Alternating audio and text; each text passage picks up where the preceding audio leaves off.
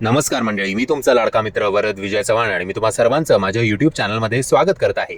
म्हणजे अलीबाबा आणि 40शीतले चोर नावाचा एक नवीन मराठी सिनेमा IPLच्या सीझनमध्ये म्हणजेच 29 मार्च 2024ला आपल्या जवळच्या चित्रपटगृहात आपल्याला बघायला मिळणार आहे. आता जर मी कन्फ्यूज होतोय जरा, मला असं वाटतं की हे एक नाटक होतं आणि नाटकावर आधारित हा सिनेमा आहे.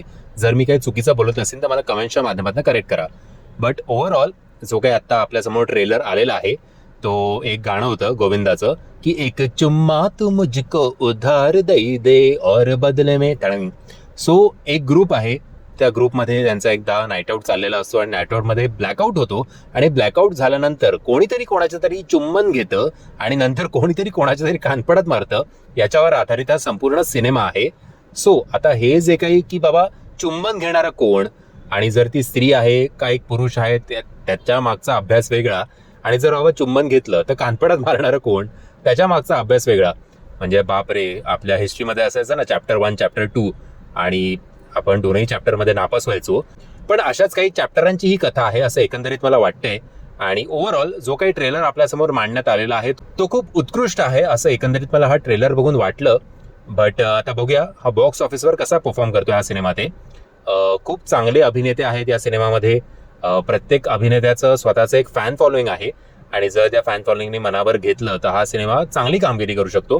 कारण लोकेशन वाईज असेल किंवा जे काही एक प्रेझेंटेशन असेल ते प्रेझेंटेशन तर खूप चांगलं झालंय बुवा, याच्यात काहीच शंका नाही आहे. आता जो आपण नेहमी अभिमानाने बोलतो की आमचा मराठी सिनेमा हा कंटेंट ओरिएंटेड सिनेमा असतो, आमच्याकडे स्टार्स नाही आहेत. सो कंटेंट कितीही चांगलं करा, बट पहिल्या 3 दिवसात जर बॉक्स ऑफिसवर त्याचा परिणाम दिसला नाही तर मात्र मॉलवाले जे आहेत तो सिनेमागृहातनं काढतात. हे सुद्धा तेवढंच खरं आहे. सो स्टार पॉवर असणं अत्यंत गरजेचं आहे. स्टार्स आहेत या सिनेमामध्ये नो डाऊट, पण ते बॉक्स ऑफिसवर किती गर्दी खेचू शकतात याच्यावर जरा प्रश्न आहे. ओव्हरऑल आय थिंक मी तुम्हाला रेकमेंड करीन की हा ट्रेलर नक्की बघा. खूप सारे परम्युटेशन कॉम्बिनेशन्स आहेत, खूप गोंधळ आहे.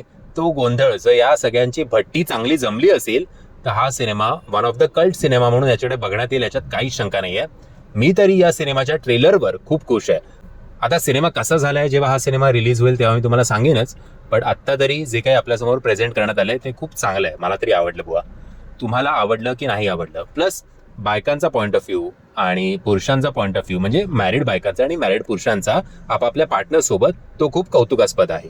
सो ओव्हरऑल मी तुम्हाला रेकमेंड करीन की या सिनेमाचा ट्रेलर नक्की बघा आणि नुसता ट्रेलर बघू नका, हा सिनेमा सिनेमागृहात जाऊन बघा, एवढीच तुमच्याकडे प्रार्थना आहे. मंडळी, मी आशा करतो तुम्हाला हा व्हिडिओ आवडला असेल.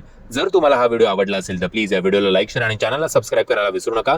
जय हिंद, जय महाराष्ट्र.